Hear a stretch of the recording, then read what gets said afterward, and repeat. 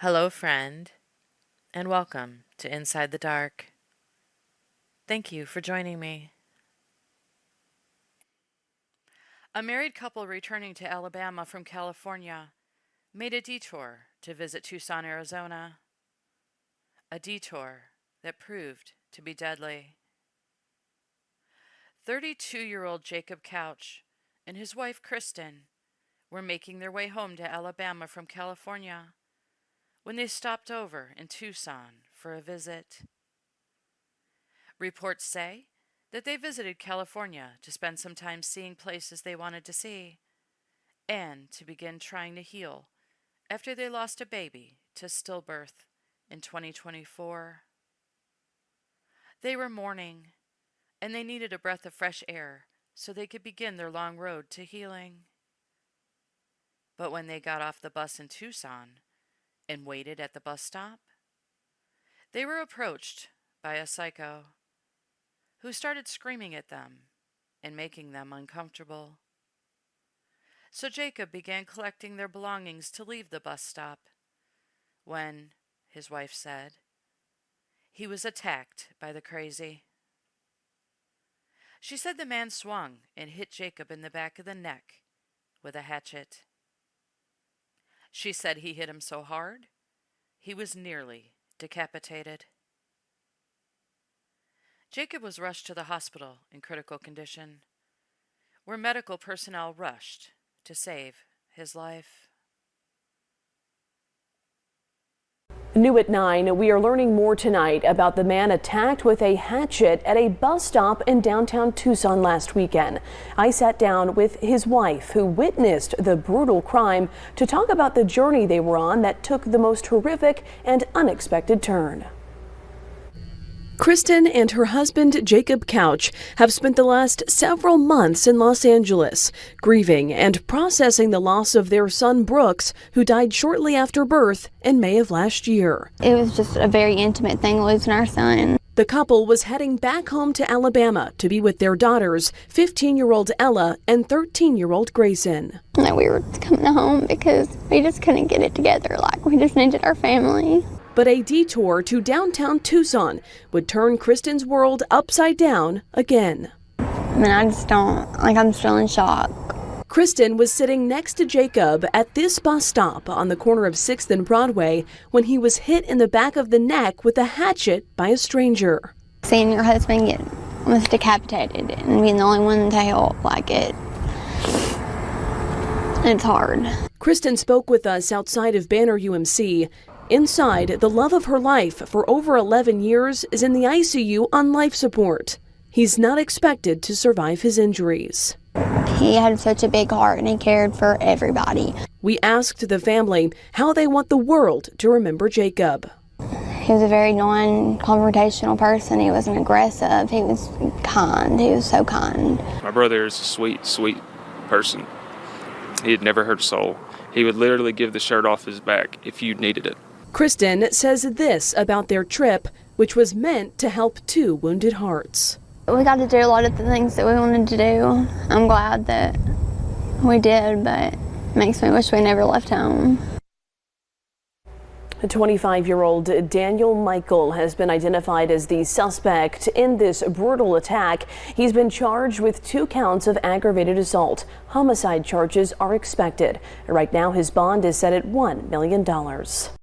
A vigil was held outside of Banner University Medical Center tonight to show support for Jacob Couch. The 32-year-old is on life support after being attacked at a stop in downtown Tucson on the morning of April 5th.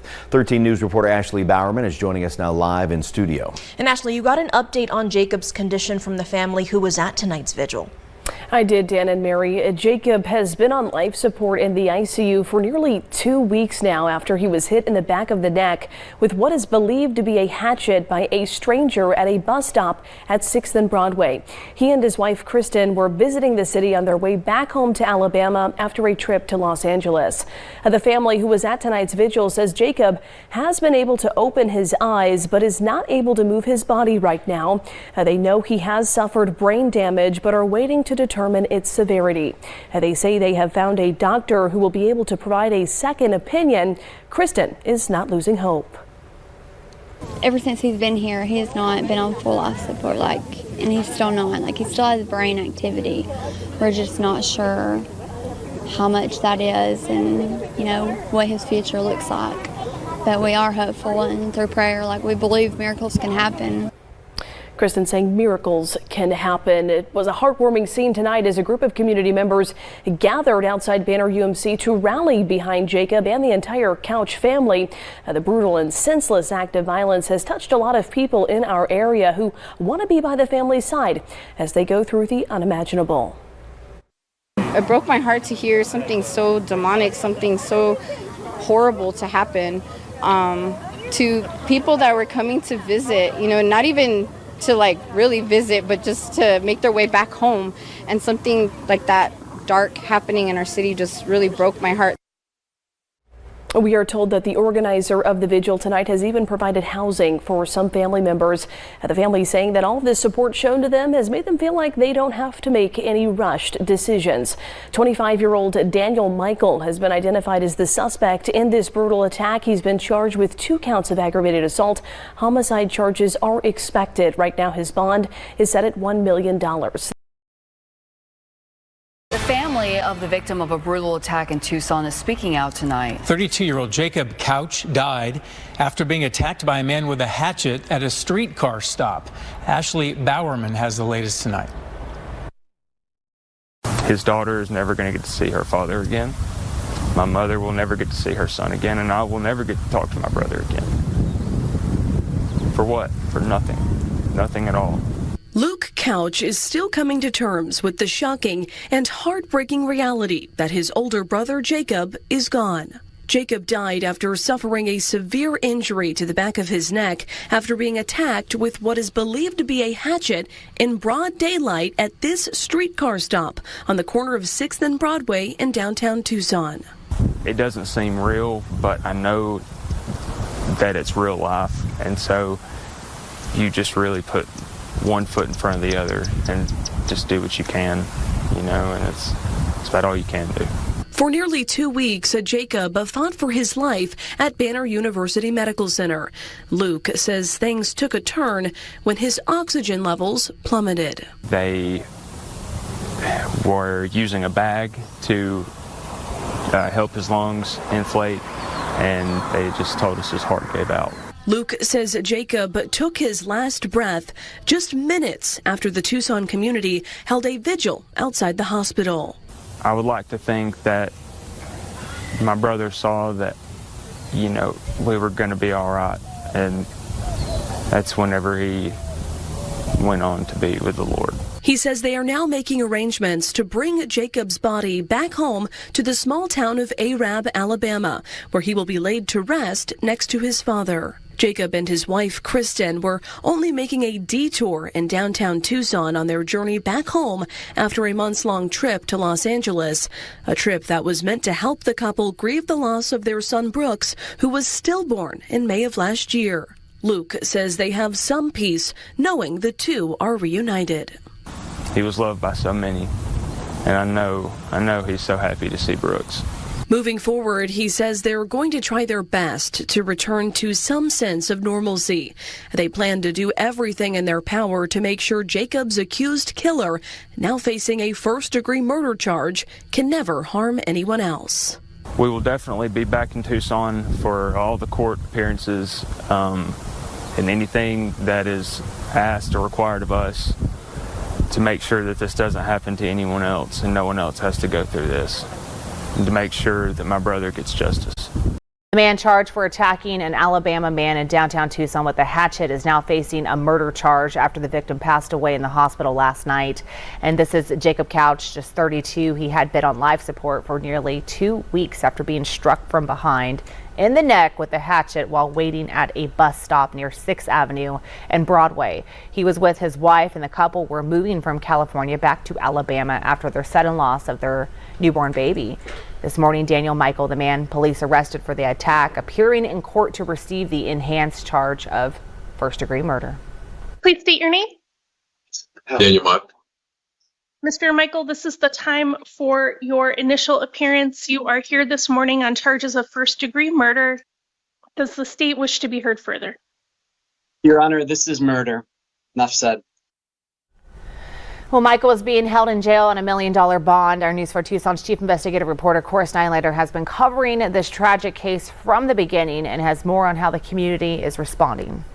Well, it's simply a heartbreaking situation. Jacob Couch's death has clearly left a large impact across our community, and particularly for the army of folks who came forward to try and support his family as they've been dealing with this, now turning their support to helping them start the grieving process. As many residents stood outside Jacob Couch's hospital window and prayed for his survival next to his family Thursday. To see this many people show up for my brother, it means a lot. But just a few short hours later, Jacob passed away. But I just pictured Kristen, this young mom, and the life that she has ahead of her without her husband. Jenny Gage and her husband, Kevin Rinke, helped organize support for the family and were at the prayer vigil. Throughout the whole entire thing, people just had their arms around these people. They're focused now helping the family grieve. Jenny says funeral homes have reached out to her from across the state, offering to cover all burial services and costs to get Jacob back home to Alabama. We've got family here in Tucson now, and that's the beauty of it.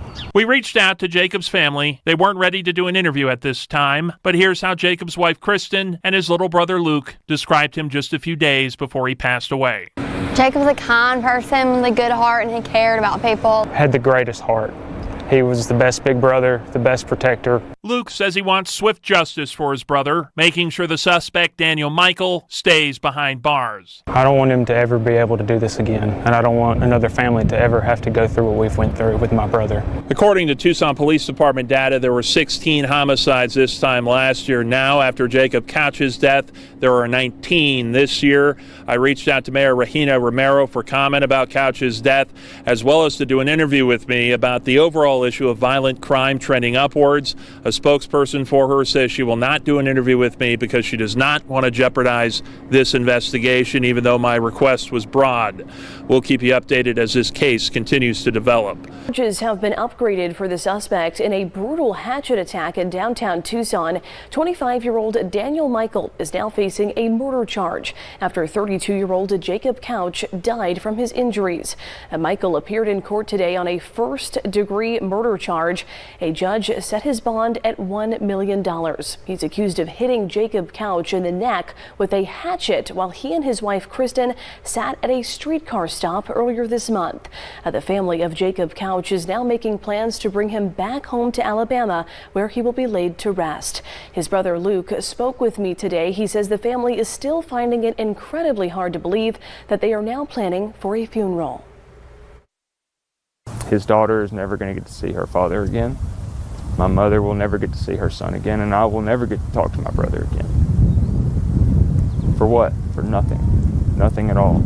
Luke Couch is still coming to terms with the shocking and heartbreaking reality that his older brother Jacob is gone. Jacob died after suffering a severe injury to the back of his neck after being attacked with what is believed to be a hatchet in broad daylight at this streetcar stop on the corner of 6th and Broadway in downtown Tucson.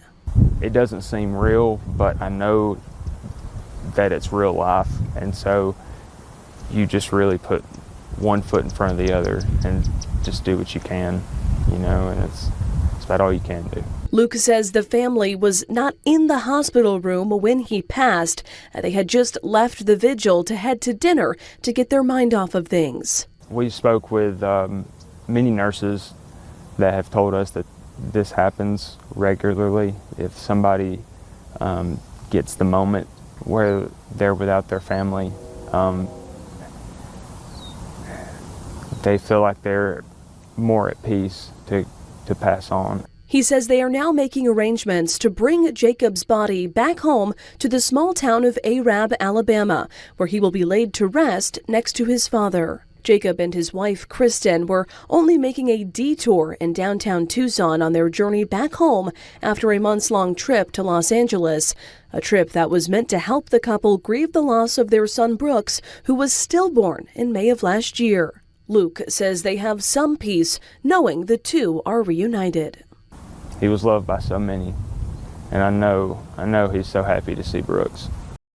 Daniel Michael Jr. The man charged for the brutal murder of Jacob Couch was back in court Monday, appearing virtually. The judge putting in a not guilty plea for Daniel Michael Jr. So you're presumed innocent. I'm going to enter not guilty pleas on your behalf, deny any allegations filed against you. You have the right to remain silent. Anything you say can and will be used against you. You have the right to an attorney in all proceedings. I'm going to appoint the legal defender, Rachel Stewart, to represent you. The victim's wife was listening in virtually but made no statements. Couch was attacked with a hatchet while waiting with his wife at a bus stop near 6th Avenue and Broadway earlier this month. He fought for his life for nearly 2 weeks inside of a hospital before passing away. According to court documents, the evidence against Michael includes video surveillance of the attack and a search warrant of his home where detectives report finding a hatchet and clothing matching what the person seen on video was wearing. Also, investigators say Michael confessed to being the person seen on the video after being confronted with the video evidence. News 4 Tucson has learned that Couch's family has returned home to Alabama. Speaking with his younger brother Luke last week, he made it clear they plan to return to Tucson to demand justice. I just want to let everyone know that we're not going away.